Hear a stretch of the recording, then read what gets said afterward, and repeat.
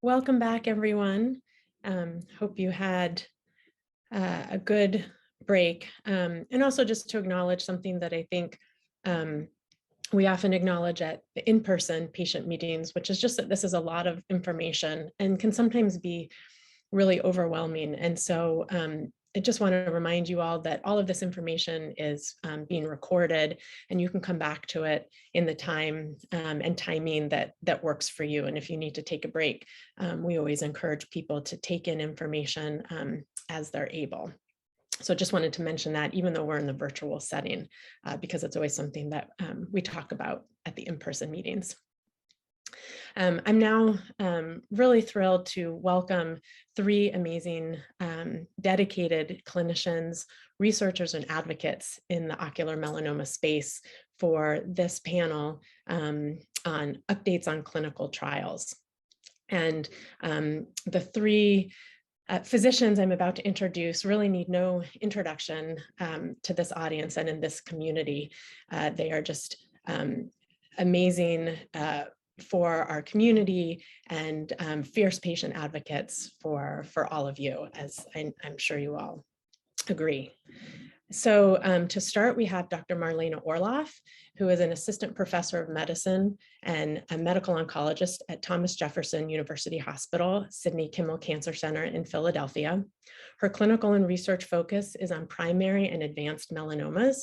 Her main interest is in rare melanomas, including uveal, conjunctival, and mucosal melanoma. Her research is centered on investigating the epidemiology of uveal melanoma and discovery of novel therapies for primary and advanced uveal, conjunctival, mucosal, and cutaneous melanoma. Also, just to mention, as I'm giving these introductions, all three of these speakers wear many, many hats. So I'm sure only capturing a small snippet of all the roles that they play. After we hear from Dr. Orloff, we will hear from Dr. Sapna Patel, who is an associate professor and fellowship program director and director of the uveal melanoma program in the Department of Medical Oncology at MD Anderson Cancer Center. In these roles, she serves as lead physician for the uveal melanoma trials at MD Anderson, including numerous investigator-initiated and sponsored clinical trials. The goals of Dr. Patel's work are to translate the research findings into effective monitoring and therapeutic strategies for patients with melanoma. And then our third panelist in this session, who will join for the Q&A portion, is Dr. Richard Carvajal. Those of you who are here for the last session just heard from him, so he needs no introduction to this group, but Dr. Carvajal is an associate professor of medicine at Columbia University Irving Medical Center, where he serves as both director of experimental therapeutics and director of the melanoma service within the Division of Hematology Oncology.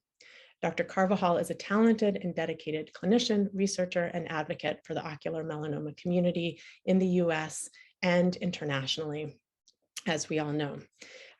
So the way this session will work, we'll hear from Dr. Orloff first, and then we will hear from Dr. Patel, and then Dr. Carvajal and I will rejoin for the Q&A after those two presentations. And just a reminder for all of you listening that throughout the presentations, and especially at the end during the Q&A, to please enter your questions in the Q&A box, which you can find at the bottom of the Zoom screen. So with that, I will hand it over to Dr. Orloff. Thank you so much for being here with us today. All right. Hi, everyone who has joined live, and hello, everyone who will be watching this in the future as in a recording. I am here today, the first part of the session, to discuss some adjuvant therapy trials for uveal melanoma. Here's some disclosures. Okay. So first, just because, the word adjuvant isn't something that's, necessarily in all of our vocabularies, I thought I would just give a definition just to make sure everyone's, on the same page. So what is adjuvant therapy? So in the cancer world, what it really means is additional cancer treatment that's given after the primary treatment to lower the risk that the cancer will come back. Adjuvant therapy can include chemotherapy, radiation, hormone therapy, targeted therapy, or biological therapies. So in uveal melanoma, this would be therapy that is given either after plaque radiation, enucleation, proton beam. So really after the primary tumor in the eye has been treated, this is a treatment that would be given to try to prevent the cancer from coming back somewhere else. So how in general are adjuvant therapies chosen? We look to, other diseases, say we could even look, to our friendly neighbor cutaneous melanoma, where it often starts with drugs that are effective in the metastatic setting. So, again, if we look at cutaneous melanoma, a lot of the drugs that we use in the adjuvant space now, things like Pembrolizumab, Volamad, or Ipalumab were drugs that were first proven to be effective in the metastatic setting and then moved up. And this is also what happens in some other cancers like breast cancer and colon cancer, but not always. Oftentimes, drugs in the adjuvant setting are randomized to see in randomized trials to see if there's a true benefit. But realize that these studies are oftentimes harder to conduct. They often can take a while because you're not really looking for response, right? You're not looking to shrink a tumor, but you're looking for delay or prevention of recurrence. And again, these trials then can take a long time. Aside from choosing the right drug or right intervention, it's also important in these studies to choose the right high-risk patient population, right? So, adjuvant therapy isn't for everyone, and this goes for pretty much every cancer. Once the primary cancer is diagnosed, there's really a risk that's placed on the patient, the risk of the cancer coming back. So how significant was the primary tumor? This may be based on things like size or in stage or genetic features. So it's really just asking the question, who really needs it? Because the last thing you want to do is give someone adjuvant therapy when really their risk of recurrence is very low. So why do we need, or why have we explored adjuvant therapy in uveal melanoma? And that's because, and despite the fact that the primary treatment of the tumor is very effective, the risk of it coming back in the eye is often quoted to be less than 5%, potentially up to half of patients, again, despite this very effective treatment of the eye, can show up with metastatic disease at a later date. So this just very briefly was a study done that has broke down, kind of the frequency of potential recurrence either in the liver or the lung or really anywhere based on, a characterization of the primary tumor. So it's kind of the risk is what they call class A, B, C, and D. So this is a little bit different than what you may have heard about specifically either just class 1 or class 2. These have a little bit of different features, but here you can see that, patients with class A and class B, have a potential lower risk of recurrence, but you really see these patients that are in class C or class D based on, primary features of the primary tumor, have a high risk of recurrence. And then we also know all too well that once the disease recurs, oftentimes it can be hard. It can be hard to treat. So if we can prevent the tumors from coming back, most commonly in the liver, then that would potentially really change the outcome of this disease. So what are the current adjuvant options for uveal melanoma? Well, there is no real approved standard of care in the adjuvant setting. There's no FDA approved standard, really meaning treatment intervention. And really the standard of care is actually just surveillance. So frequent monitoring with scans, with frequency and imaging modality, really depending on what that primary risk is that's placed on the primary tumor. So here today, I just want to briefly go through some of the adjuvant clinical trials in uveal melanoma that are either kind of still open, potentially recently closed, or maybe will be open hopefully within the early part of the next year. So I want to briefly talk about the adjuvant Ipalumab and Volamad trial. And I just want to acknowledge that some of the primary investigators on these trials have provided the slide. So this slide is courtesy of Dr. Rapiswaran. So this is a study that has been ongoing for a while now. It's a collaborative study, as you can see some familiar names up there. In addition to Dr. Rapiswaran, Dr. Patel, Dr. Carvajal, and others were part of this trial. So again, this was patients who were diagnosed with what's considered to be high risk primary tumor. So their primary tumor was already managed, and they needed to have high risk based on a decision DX. So that's your class 1, class 2, or high risk based on impact genetics or other cytogenetics report. And then these patients were then treated. So this was a single arm study. The patients were then treated with Nivolumab and Ipalumab at a little bit of a reduced dose, as you can see here, and then they were followed up. So one of the important, again, takeaways from this trial is that it was a single arm trial. So patients weren't necessarily randomized, to getting, what's considered to be standard of care, which is really just observation, close surveillance. The plan is to ultimately look at this data and actually potentially match it to patients from the CureOM patient registry who may have had similar tumor characteristics and age and recurrence risk, but did not participate in an adjuvant trial.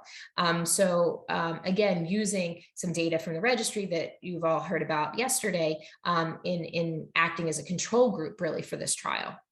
So the current status is that it's fully accrued as of just this past September, and there's a number of patients in follow-up. And there is potentially a plan to actually add a different drug.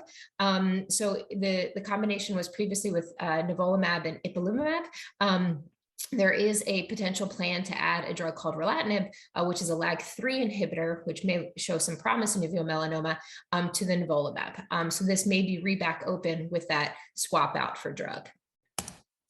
The second study that I want to talk a bit about is the adjuvant sunitinib valproic acid study. So these slides were actually presented by my colleague, Dr. Cedar, but I think you've all heard me talk about this trial before because this is a trial that we have been doing at Jefferson. So we are this is the randomized phase 2 study of adjuvant sunitinib or valproic acid in high-risk patients. So the definition of high-risk here is monosomy 3 and AQ amplification or class 2, and then patients have to be within 6 months of their primary treatment.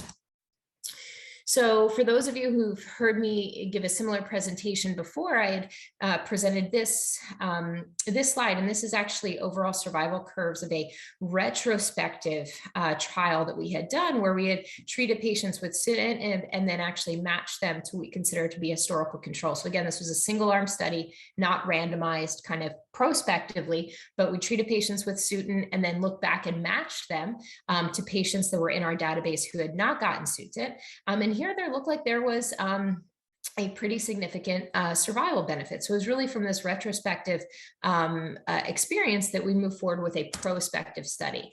So these are the two drugs. Sunitinib is a drug that's actually approved for kidney cancer. It can target something called c-KIT, which is expressed in uveal melanoma. And then valproic acid is also called an HDAC inhibitor, a histone deacetylase inhibitor. And it may shift cells from kind of acting more like an aggressive class 2 to a less aggressive class 1. So there was 3 cohorts in this study. The first cohort was a randomization 1-to-1 of sunitinib versus valproic acid. Then cohort 2 was just sunitinib, but we extended the duration for 12 months. And now we're in cohort 3, which is a combination of sunitinib and valproic acid for 12 months. So the interim analysis for cohort 1, we enrolled 90 patients. The drug overall was fairly well tolerated. Few patients did discontinue because of toxicity, but the fortunate thing is with these drugs, typically toxicity is only when you're actually on the drug and then symptoms resolve once you stop. And then some patients came off for progression. So this was the initial 2-year overall survival of sunitinib valproic acid. You can see here there's separation of the curves between sunitinib and valproic acid, suggesting that maybe sunitinib was a little bit inferior here, though not necessarily statistically significant after about 36 months. But then as you get out to about 5 years, the lines kind of touch. And this is the relapse-free survival here. Superimposed here is fairly kind of immature data, so not yet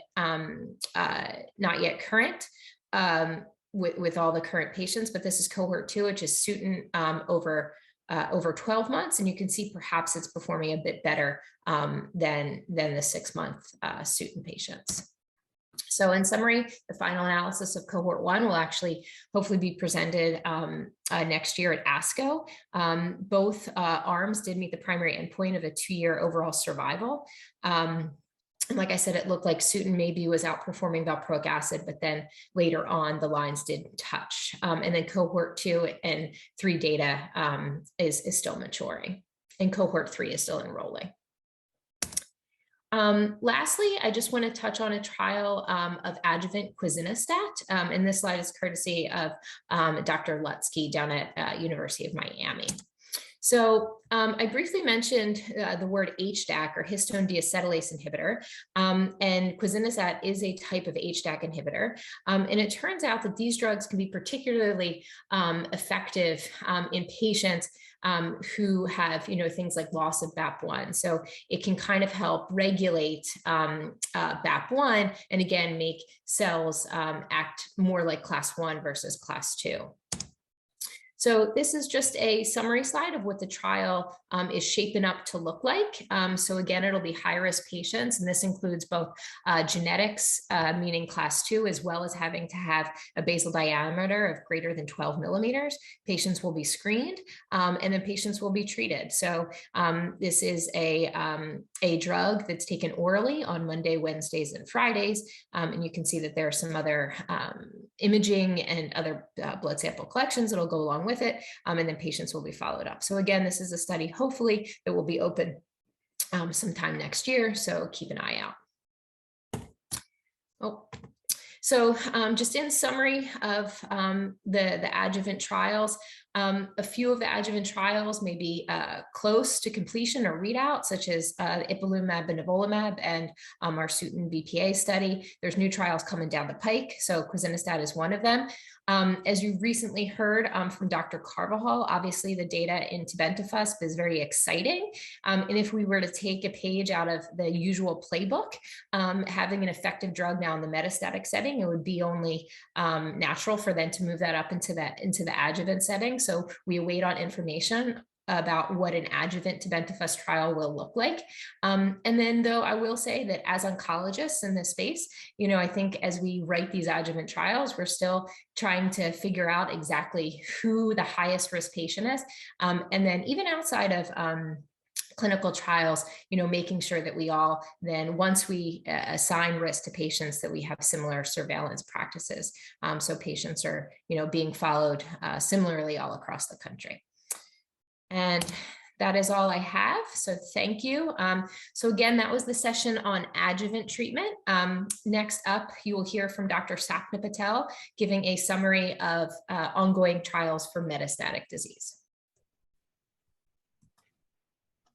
Hi, everybody. Let me see if I can follow that awesome presentation and figure out my technical stuff here. Give me just a second.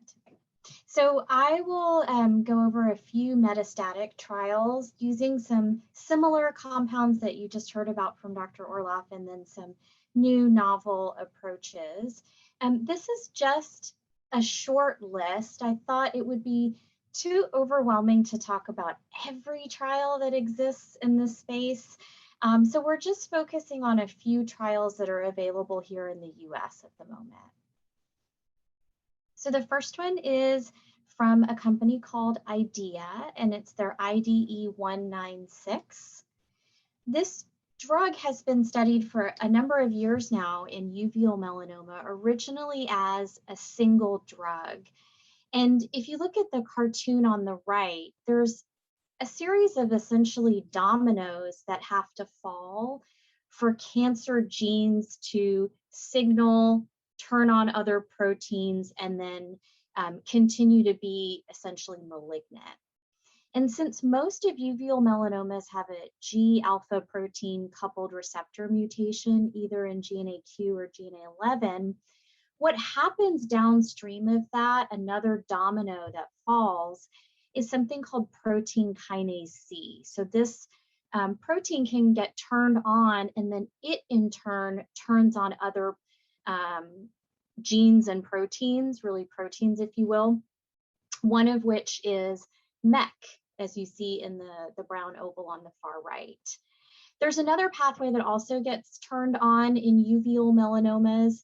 It may be independent of gene AQ, gene 11 mutations, but more likely it is related. All these signaling pathways are typically interconnected. And that's the hepatocyte growth factor, or c-Met pathway. And so IDE196 originally demonstrated activity all alone as a single agent. But as we know in uveal melanoma, because these networks are so interconnected, combining it with another drug makes good sense to increase the effectiveness of a treatment. So at the top, they figured out a couple of different twice daily dosings that were involved in uveal melanoma. On the bottom left corner of the screen is a combination they did with a MEK inhibitor called binimetinib, and that's a study that is ongoing. And on the bottom right, the IDE196 is in combination with a c-Met inhibitor known as crizotinib. So this is a little bit of background. IDE196 is colloquially called Daro. You guys correct me if I'm wrong, Marlana and Rich, if it's called something else. It's kind of a complicated word. So Daro twice a day as a single agent was shown here. This is what we call a waterfall plot on the right. And we like to see the bars going down. That means the change on drug in somebody's tumor burden is going down. And then every trial has criteria that says, are you meeting official response numbers? And that's the dashed line. So if your tumor burden decreased by 30%, you were an official responder. We're still happy to see tumors shrink of any magnitude, because likely that can also be durable, but if you hit 30%, you're an official responder. And in this monotherapy twice a day study, 20% of patients met that responder criteria. In combination, Daro plus the MEK inhibitor binimetinib, it's the first waterfall plot you see here. You see not nearly as many patients have been treated at the time that they made these slides last spring. But you can see that there is a signal of a couple of patients meeting response criteria. And actually, if you look, the majority of patients had some decrease in their tumor burden. And again, we do like to see that regardless as if you hit this somewhat arbitrary criteria of being a responder. And then on the far right is Daro plus the c-Met inhibitor crizotinib. And again, you see that of the early look at the patients who have been treated, there is a reduction in these patients' tumors. Okay, the next study, and these slides are also courtesy of Dr. Jose Lutski, is a metastatic trial using Volamad plus a LAG-3 inhibitor called relatlimab. Colloquially, we'll call this Nivo-Rela or Nivo-LAG-3. And this study is open in Miami. It's essentially a phase 2 study taking patients who had not received prior treatment with immunotherapy targeting either PD-1 or LAG-3. And these patients will get up to 2 years of a fixed dose combination, which means that both drugs are basically given together. The primary objective of this study is efficacy. So they're looking at how effective or what is the response rate. So again, the criteria defined patients that meet that reduction in tumor burden. We're also interested in the patients who have a reduction in tumor size but may not meet the criteria for response. That's stable disease, and that will be incorporated into the disease control rate endpoint. Another study that's open and enrolling is called PERIO-01, and this is from Trisalis. This is a liver-directed therapy, and it's using a drug called SD101, a toll-like receptor 9 agonist. So toll-like receptor you'll see up here. What it does to signal antigen-presenting cells, these cells with these finger-like projections, is it essentially makes your immune system more active. It tries to bring your immune system close to the tumor by turning on the presenting immune cells, if you will, and then also diminishing the inhibitory immune cells. Your immune system is very tightly regulated, what we call homeostasis. In homeostasis, it turns itself on and then it turns itself off. And so you have the on cells of the immune system, but you also have the regulatory or the off cells. And this drug, SD101, looks like it turns on the on and holds back the off cells so that your immune system can stay activated. Importantly, this drug is being delivered via a TriNav catheter, which is a catheter that goes into the artery of the liver. And this catheter overcomes the pressure that we see with just regular microcatheters, allowing for ideally better drug delivery throughout the liver. So liver delivery of an immune stimulating agent. And this may look a little bit complicated, and I'm sorry that it's a little bit blurry, but it's simply to say that in cohort A, since this was the first time we were doing it in humans, the FDA required a sentinel cohort, which has completed, essentially saying the drug is safe to be delivered this way. In cohort A, we will start escalating the dose of the drug. In cohort B, we will give that drug through the hepatic artery in combination with traditional immunotherapy, Volamad or Ipalumab. And then in cohort C, it will be the combination of Volamad plus Ipalumab. This next trial is one from a company called Foghorn, and Foghorn is working on the DNA of cancer, a really novel approach to treating cancer. Instead of just poisoning it or stimulating the immune system, can you stop the DNA from making the extra copies of the bad genes? One of the problems in uveal melanoma is the loss of chromosome 3 and then a second hit on your remaining copy of chromosome 3 that inactivates a tumor suppressor gene called VAP1. This is a very difficult thing to target because loss of a gene that suppresses cancer is difficult to treat with a drug. You can't just necessarily give that gene back via a drug.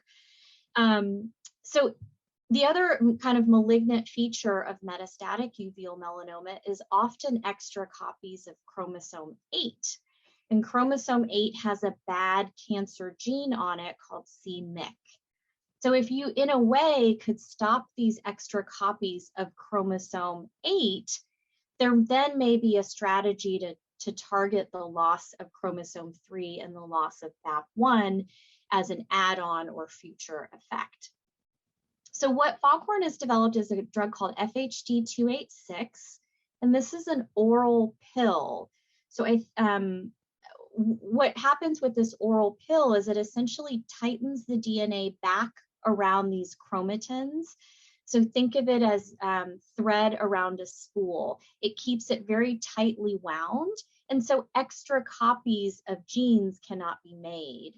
And what happens with cancer, especially chromosome 8, is the thread unwinds from the DNA, and then this little machinery travels down that thread to essentially make extra copies. So Foghorn is developing these types of drugs to help keep the DNA tightly wound.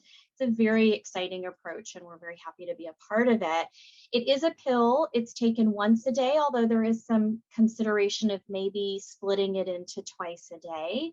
And it is the first time it's being tested in humans. So like the previous study, anytime a drug is first being tested in humans, there's a lot of FDA reporting and there's a lot of blood draws, because one of the first things we need to know in humans is as we're delivering this drug either via an artery, vein, orally, or intralesionally, is it actually getting absorbed? Is it getting into the bloodstream? Is it staying in the bloodstream? How long until it leaves the bloodstream? So these first in human trials are very important for us to find the safety, but also know how long the drug sticks around. That's something called pharmacokinetics of a drug.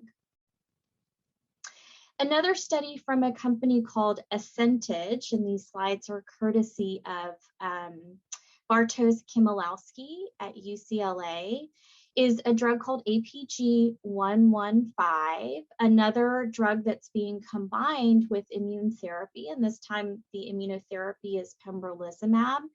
And this is for patients who have previously received either Pembro, Ipalumab, Volamad, or any sort of those combinations.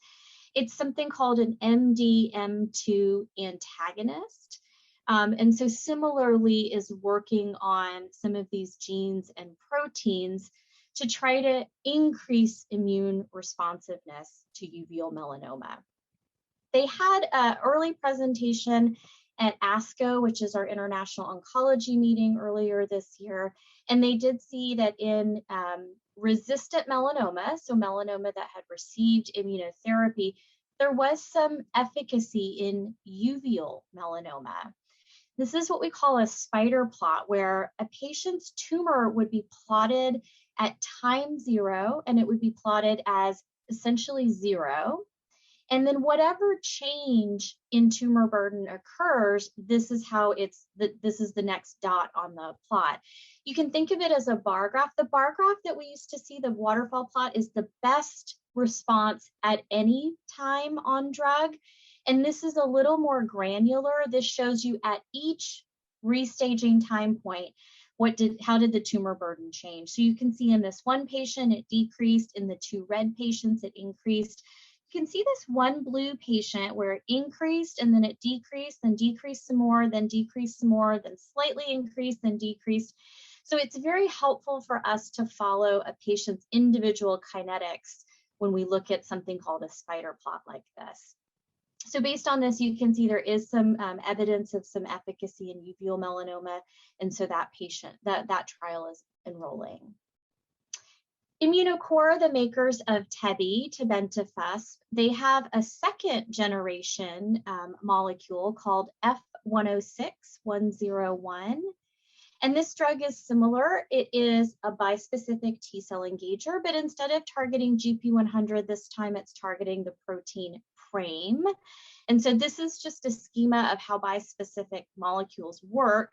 You've got your HLA, which is your, as Dr. Carvajal was explaining, it's your immune fingerprint of how you present self proteins and foreign proteins. So in an individual HLA, it presents a protein, a peptide, to the immune system, essentially, and this drug, the ImmTAC, if you will, that's a generic name for how these drugs work, these immune targeting agents, it will recognize that protein or peptide, and the other end of the molecule, that curly corkscrew kind of pigtail end, is drawing in T cells. So the drug is recognizing the protein of interest on a cancer cell and then drawing in the T cells so that it's closer to the tumor. So just as a general schema, this is how BiTE molecules work. And this drug F106C is still HLA restricted. As Dr. Carvajal was saying, this is really the most common HLA in Caucasians. And so it's the broadest catchment area for drug development. It is still less than the majority of patients that have this, but it's the plurality of, it's the most common of the HLA type. So it's a starting point for drug makers to make a drug. And this drug is being tried right now as monotherapy, and in the future might be combined with checkpoint inhibitor immunotherapy, such as Pembrolizumab, Atezolizumab. And this trial, you have to have the HLA A0201 and have PRAME expression on your metastatic tumor. So a lot of patients are getting PRAME results on their primary tumor, but this requires that you have it on your metastatic tumor as well. And then finally, the ACT engine from a company called Immatics is essentially a T-cell or cell therapy study, HLA restricted, where they will take your immune cells, find the T cells that recognize, in this case, PRAME, grow them up in a laboratory to several billion, and then give them back to you. And it's essentially, you have to have your HLA testing done. You then have to have a fresh tumor biopsy to prove that it's expressing PRAME. Then you will have a large volume blood draw called a leukapheresis. You would be hooked up to a machine for a couple of hours. It would feel very much like you're donating blood. they'll separate the blood into red blood cells, white blood cells, and platelets, and they'll keep the white blood cells and give you the red blood cells and platelets back. From those white blood cells, they go looking for the T cells that recognize PRAME in the context of HLA-A0201. Then they grow up your T cells. You get a little bit of chemotherapy. It's actually a real dose of chemotherapy. Let me not minimize it. You get some chemotherapy in the hospital to clear out your existing immune system and make space for these billions of T cells against PRAME, and then you get some growth factor to help those T cells stay alive. And so that study is enrolling right now at a few hospitals. So those were the metastatic trials I wanted to highlight. And now I think we've got some time for our panel question and answer or a chat. So I'll stop sharing and maybe let Sara moderate. Yes, thank you so much, Dr. Patel, and maybe we'll get Dr. Orloff and Dr. Carvajal back on as well. Thank you all so much for these informative talks. I have a few questions, and we'll take questions from the audience as well. I guess the first question that maybe I will throw out to the three of you is, well, first of all, as a patient, I think hearing this and thinking back to, what was presented to Greg and me when he was diagnosed, this is amazing. There's so much in the field right now. There are so many different options. And after hearing about tebentafusp from Rich and knowing the promise there, but that there are all these other promising drugs in the pipeline, I just want to take a moment that this is really an amazing time in this field, but also it can be overwhelming. And so how do you advise patients, whether or not, well, no matter what HLA type they have, how do you advise patients how to navigate these different choices? And maybe you could speak to HLA typing, which Rich, I think you kind of hinted at in the TEBI talk, but maybe you could speak to, and maybe you have different approaches to patients, but how you help patients navigate how to make choices when there are choices. I guess I can start. I think the logistics are a critical component, right, of what's actually possible for patients. But let's take the logistics out of the picture. What I always advise patients when they're looking at various investigational therapies is to look at the trials where we have the most data in their disease, right? And so across that amazing number of trials that Dr. Patel went through, on some of the trials, we've treated a lot of patients with uveal melanoma and have a little bit more confidence in how well or maybe how not well it works. There are other trials looking at drugs that have an awesome mechanism of action where it's worked really well in the lab, but we've only treated a few patients. And given the choice of the two, I would go with a trial where we've treated the most patients, where there's some consistent, I guess, evidence of activity, if that sort of trial is feasible.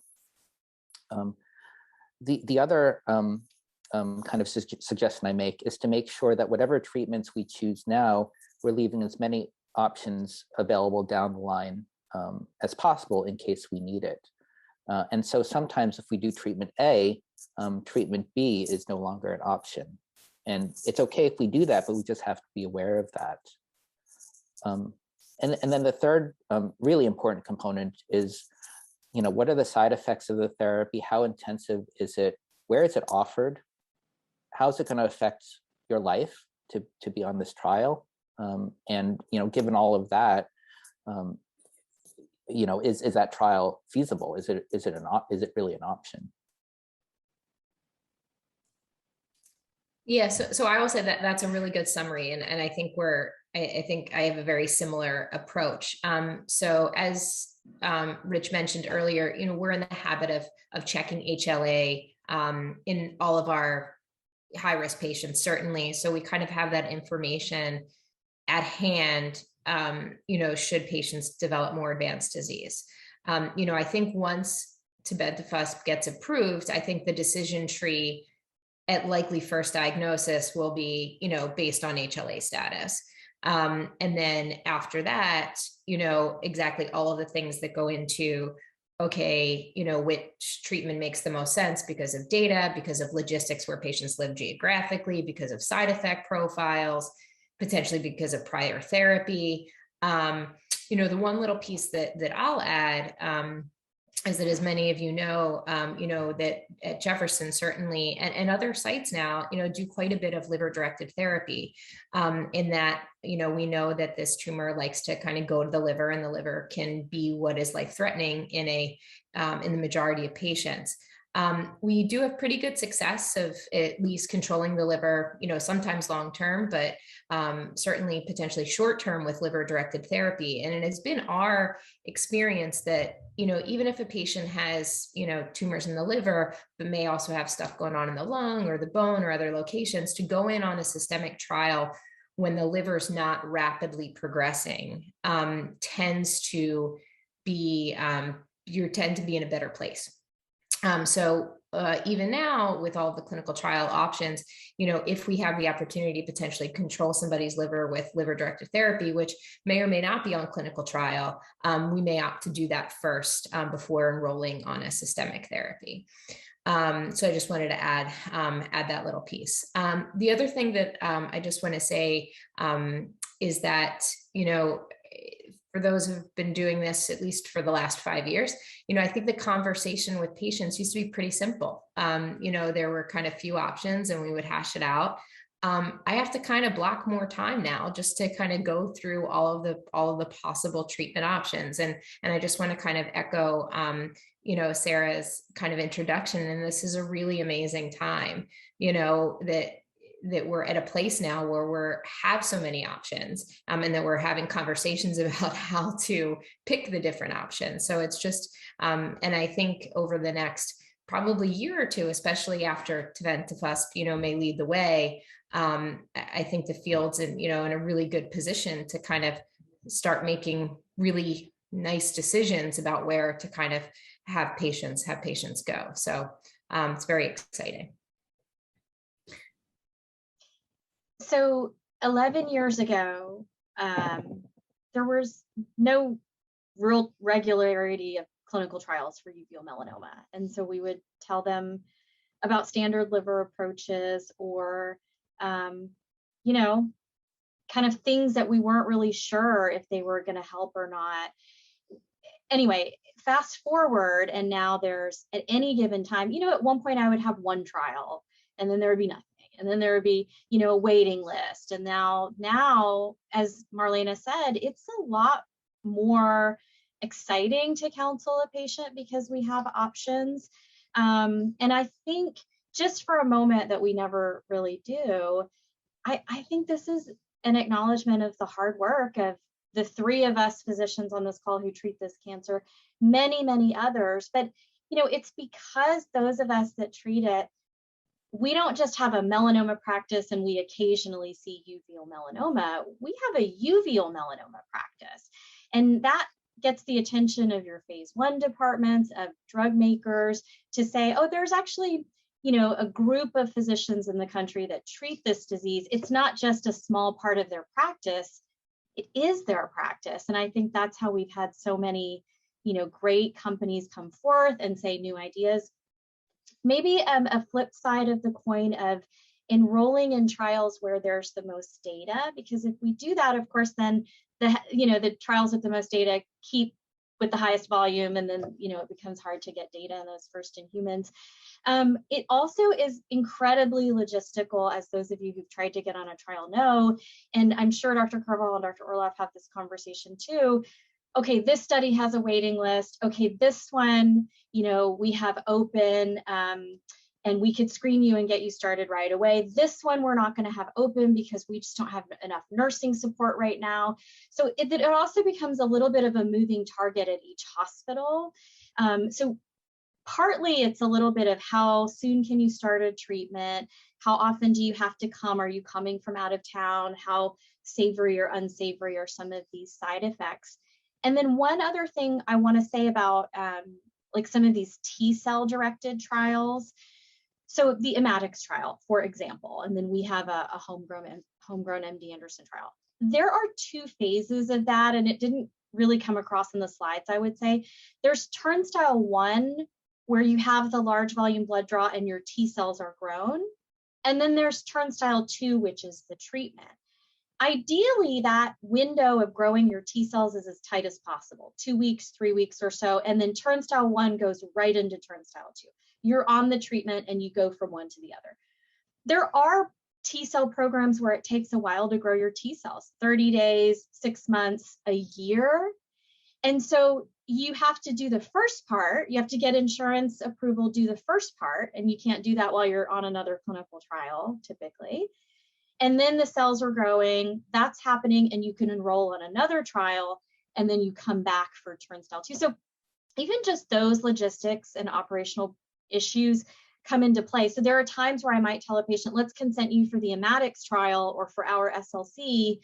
Let's get the biopsy, let's get your cells going. And then we're going to treat you actually on the Immunocore study, or, you know, whichever study may have an opening and that they're able to do. So there's a little bit of that happening. And I, fortunately, years ago in our clinic, I got them to hang these whiteboards, because I draw all over that whiteboard and make an algorithm and say, okay, this, and then if not this, then this, and if you're not HLA.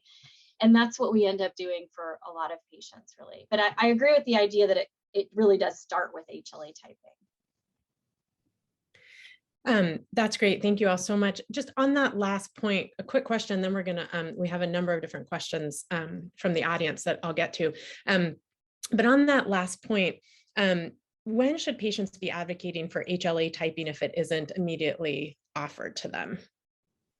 First visit at diagnosis. I only, not even metastatic, you get it then. You know, metastatic, first visit, you get it then.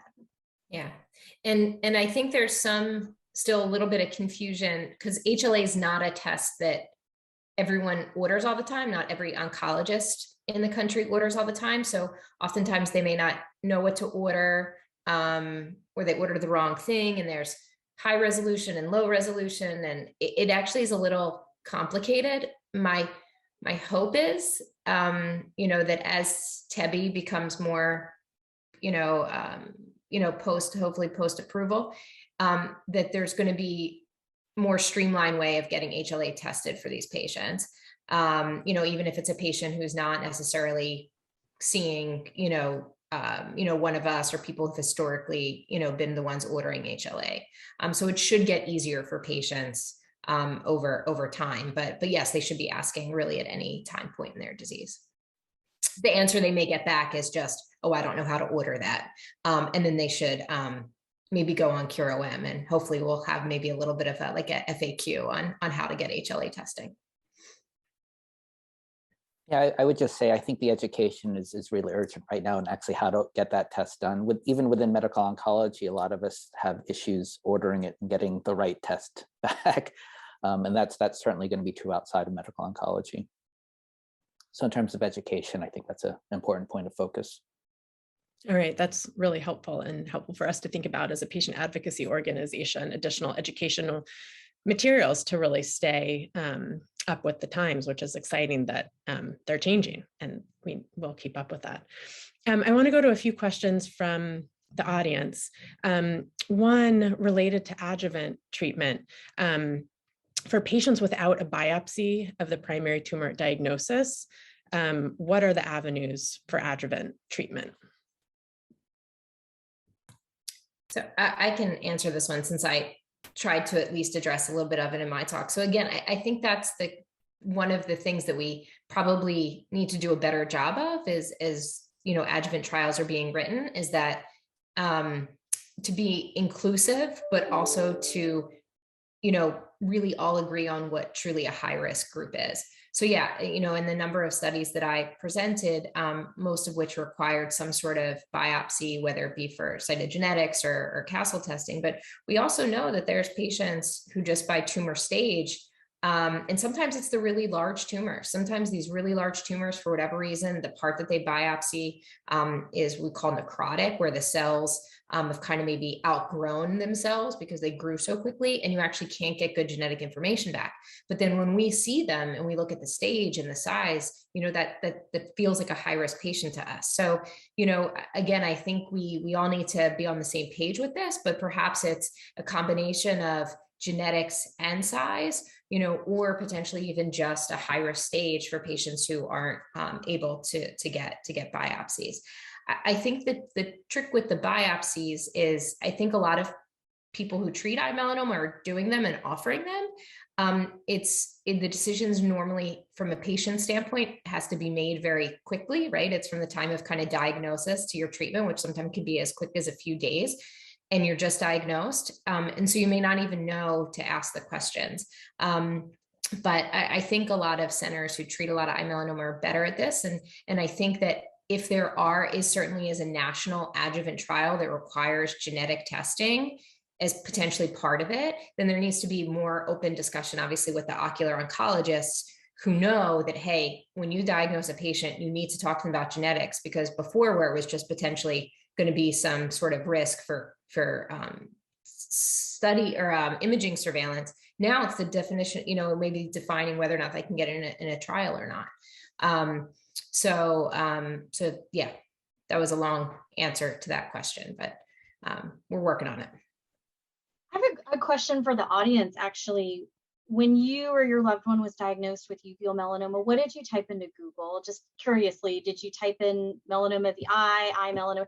Because I wonder if, if I was diagnosed with something, and yeah, the eye doctor says we can treat you in 2 days, I have you set up for surgery on Friday, you're not really going to question it, but I might check Google, for something.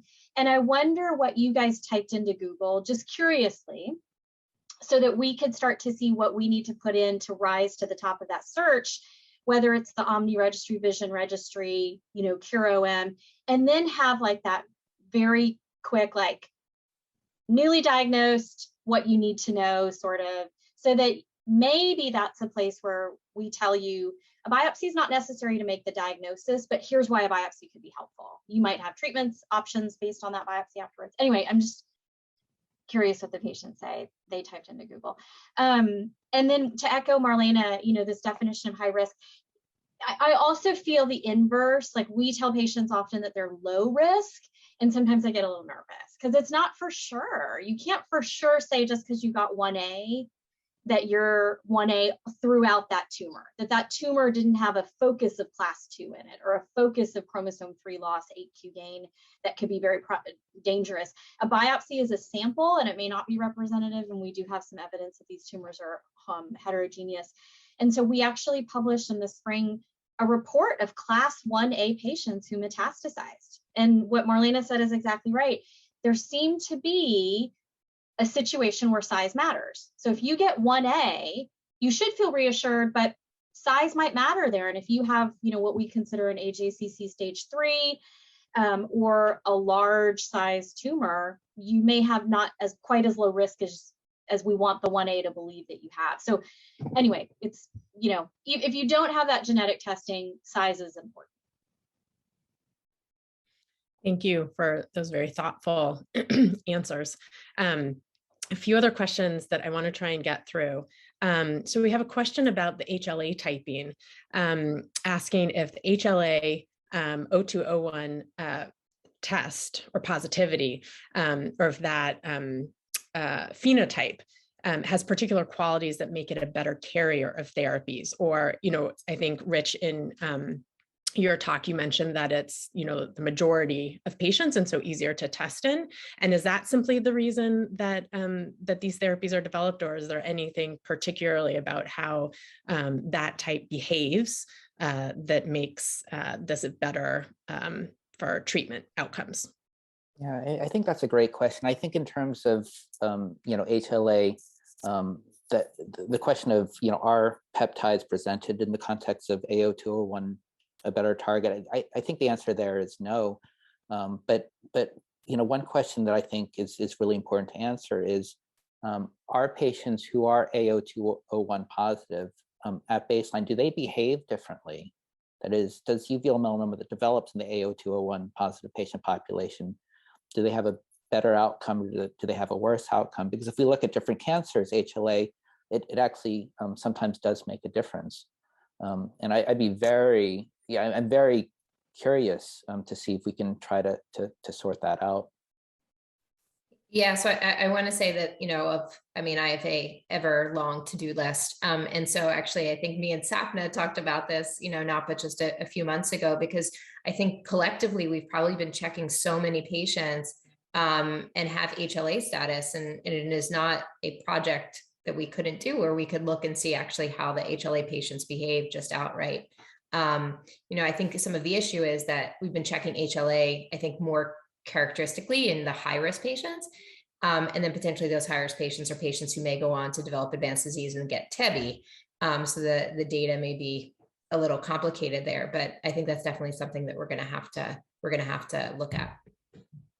And then just, I think Richie said this, and I just want to make sure that HLA is a blood test. So it's not necessarily tested on the tumor. You probably said that, but I just want to make sure patients know that. Thank you. You can test it on the tumor. Sometimes in our cell therapy trials, we test it on both. But yes, it's like the cheap and easy. Well, it's a blood test. It's not cheap. Let me caveat. And especially if you start, so I had to do some internal training with our staff here. We used to, for a skin melanoma vaccine trial, type HLA-A, HLA-B, HLA-C, DP, DQ, and DR. That's about a $10,000 blood test. So we, in some patients here for uveal melanoma, I said, let's order an HLA-A, and they heard HLA and they ordered all 6. So, I'm just trying to get them to trim that down, because I don't want insurance to be like, well, why'd you order the BCD? And then I have to say like, oh, there could be a trial in development that we're thinking of. So, it is a blood test. Sometimes we check it on the tumor just to make sure it's presenting that it's a blood test. All right, thank you. I know we're running up against time, but I want to try and get through maybe 3 more of these questions. Maybe the next one is, we talked a lot about stable disease or different disease progression, different states, different outcomes for these trials.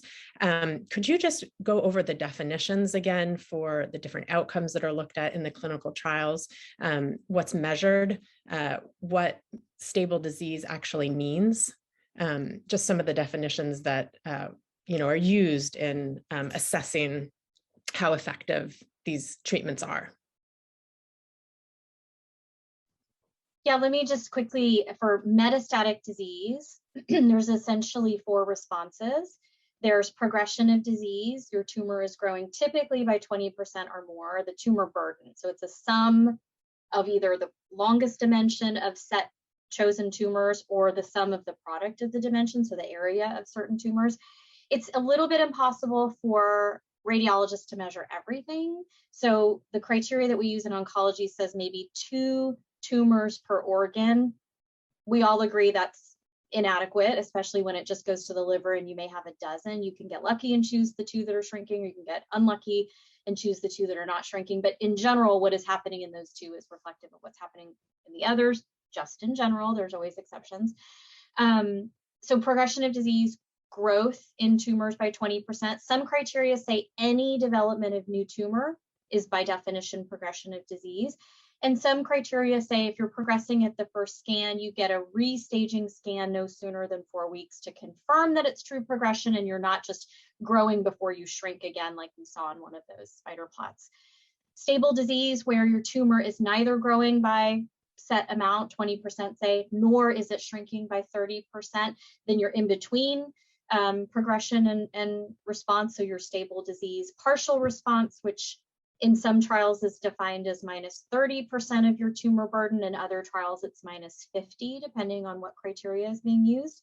And then complete response, which is complete absence of the measured tumors, the unmeasured tumors, and no other signs of cancer or new tumors growing. Recognize while those are important for reporting and trials and literature, like we care as your oncologists that you're tolerating the drug, that you're not getting essentially new tumors growing. Like, we're happy for you. We're happy. We think it's still a benefit if you have stable disease, because stable disease for a period of time can be really important. We can turn this maybe into then a chronic disease for you. So that's part of it. I do want to say there are companies working on radiomics, which is they will actually measure every tumor that they see on you, and then they'll give you the separation. What percentage of your tumors are progressing, what percentage of your tumors are stable, and what percentage are responding, because there can be variability across in your body. It's expensive, but it's starting to be incorporated in some clinical trials as another way to look. And then just a plug for, I think, what Dr. Carvajal already mentioned, that, you know, we put so much into these concepts of stable disease, progression of disease, or response, but we do so right now based on the scans. And that's how a lot of trials are written. But as he presented with the tebentafusp data, that perhaps there's something else, like blood markers of how much tumor is actually circulating in the blood, that may actually be a better guide for us. So this is all kind of fluid, and it could change. But I know it can be very confusing for patients who are on trial. But yeah, Sapna, that was a good summary. Thank you for that. Two more questions. One, do we know more about the role of PRAME in metastatic disease?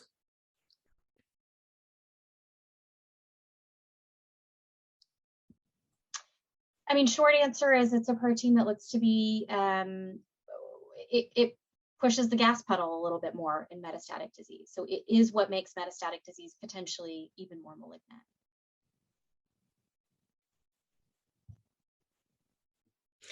All right, thank you for that. With that short answer, I may squeeze in an extra question before the question I want to end on, which is, I think this is a question related to the conversation about what to do if you don't have the biopsy. The question around is rate of growth a factor too, when you were talking about size of tumor and other ways to assess prognosis and for adjuvant treatments. So I'm wondering if you could speak to this follow-up question to that conversation, asking about rate of growth, rate of tumor growth. So I think that's, yes, you know, I would say obviously a tumor that's rapidly growing is a concern. Sometimes you'll get from the ocular oncologist the opposite. Sometimes they'll say, oh, this looks like it was actually slow growing. Or certainly if it's a, you know, freckle in the eye or a nevus that's been followed over time and, you know, was 1 millimeter and then it's 1.7 and then 2 years later it's 2.2, but it crosses that threshold and now it has some of the other risk factors. I mean, that's obviously, you know, likely a better situation than, you know, someone who had a totally negative eye exam, 2 months, shows up with some vision changes and then boom, has a, you know, 14 millimeter tumor.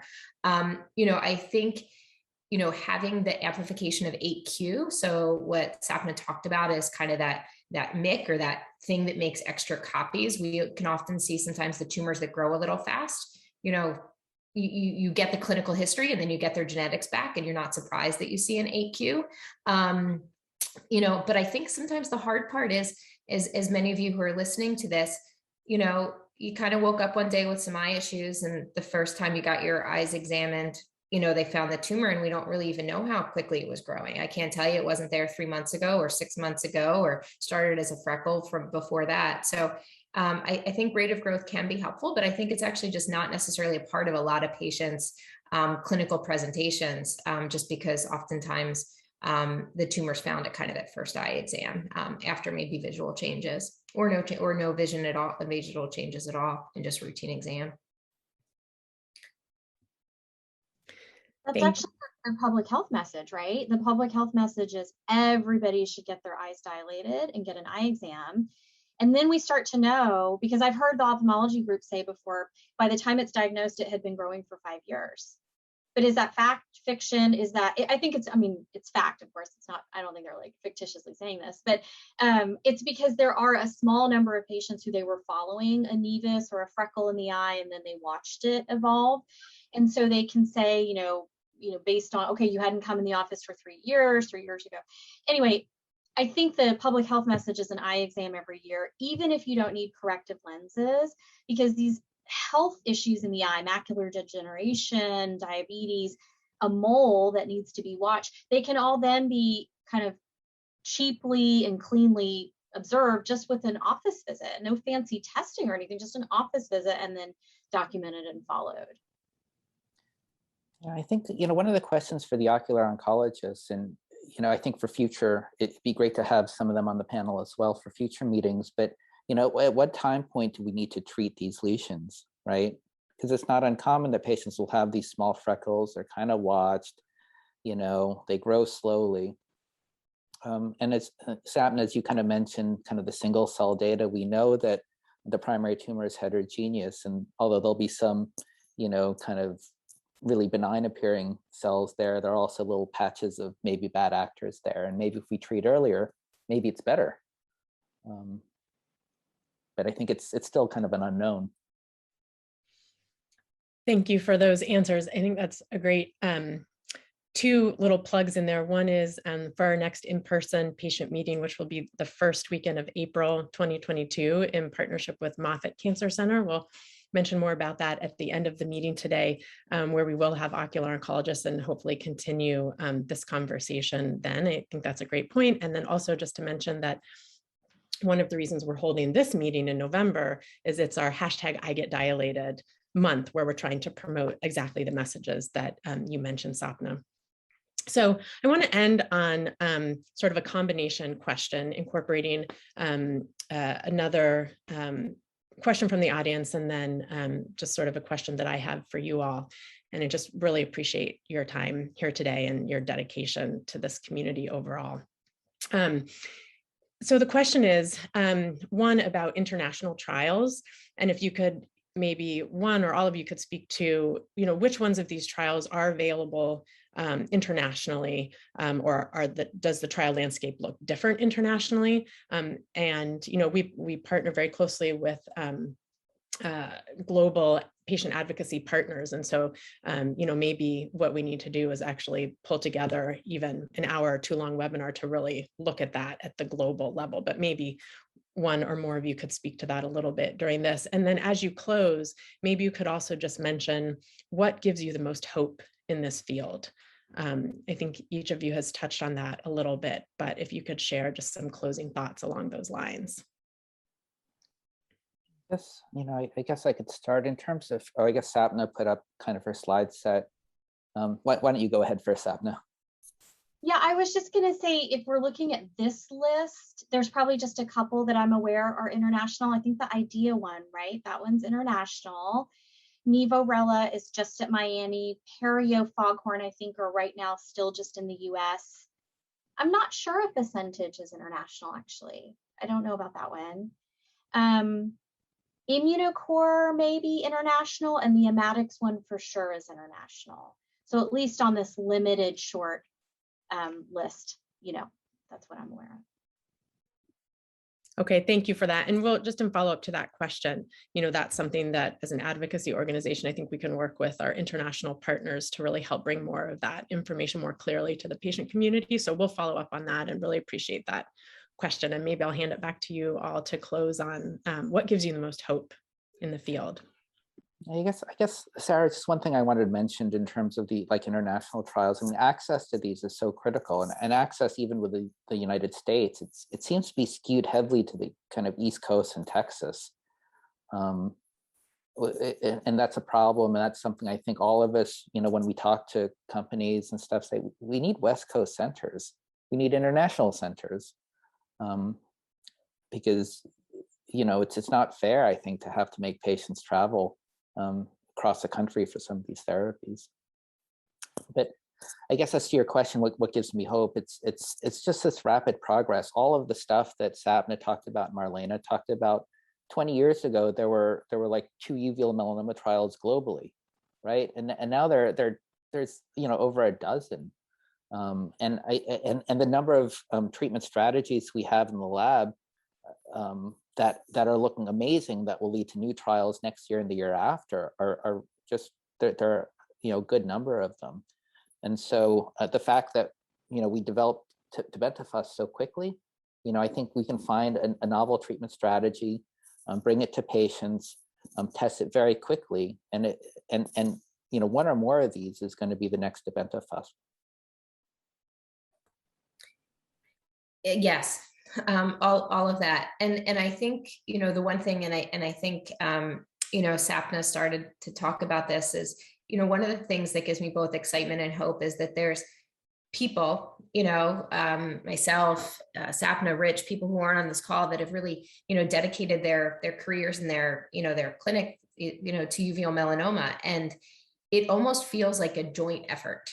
I think just because of the advancements that we've made over the last few years, that's gotten everyone kind of so excited, and, kind of we're all in this together. When I see a patient in clinic, I know that I could just pick up the phone and, call somebody. And if the patient happens to live in a state that's closer to Sapna or Rich, we can get them on a trial there or get treatment there. And I think it's really been that, what feels like this really increase in collaboration. Not that there wasn't collaboration before, but, that we can get kind of patients where they need to go, on what trials they need to be on very quickly. And I think that for trial enrollment to move things forward, like to Bentafusp, and drugs in the future, it's critical. And it's very exciting for both the patients, and I think us who do this every day, to just feel that kind of family, collaboration, and also working very hand in hand with the basic scientists now, who are often sitting at the table, who are trying to take the ideas that they're making in the lab to the clinic. So like I said, it feels like, you have the support of everybody as we're kind of trying to usher these patients, through their treatment. So yeah. Yeah, I echo all of that. I mean, it is so great to have, even though there's just a few of us in the US that treat this, it does feel like a family. It does feel like a uveal family between the researchers. We're, working now with the companies to say, hey, we need to expand this, like Rich is saying, across the US, across the globe. We know who those friends are to call now to say, can you open this? Do you have the bandwidth? We know who the friends are to call when we say, we're underwater, our staffing is just run short. Can we get this patient over to you? I mean, I have Texas patients that get on treatment with Marlana and Rich simply because we just don't have the bandwidth, right? And it's great to be able to help them get those options. And truly, Sara, I mean, you know this because you started this organization that 10, 12, 13, 15, 20 years ago, there was also no great patient community for this. You probably did feel like you were on an island. So even the fact that we have CureOM, Melanoma Research Foundation, all the other foundational organizations, that gives us like a central landing place, right? So we all can, from there, reach out as a team to pharmaceutical, reach out to the FDA, reach out to each other. And it really, that gives me so much hope. If we were still doing what we were doing 13 and 15 years ago, like, scraping off from skin melanoma trials with no patient organization to help sort of advocate, it would feel very trying. But it's actually wonderful to see how it's been a decade, but it's been, really forward thinking and forward moving. Well, thank you all so much for all the amazing information that you've given us today. And on that note that you just ended on, Sapna, we are going to take about a 5-minute break, and then we're going to come back for the final panel of today, where we actually are going to reflect back on the past 10 years, where we started, where we've been, and where we're headed, where we need to head, and what that looks like. So we will come back in 5 minutes for that. And thank you again all for being here today.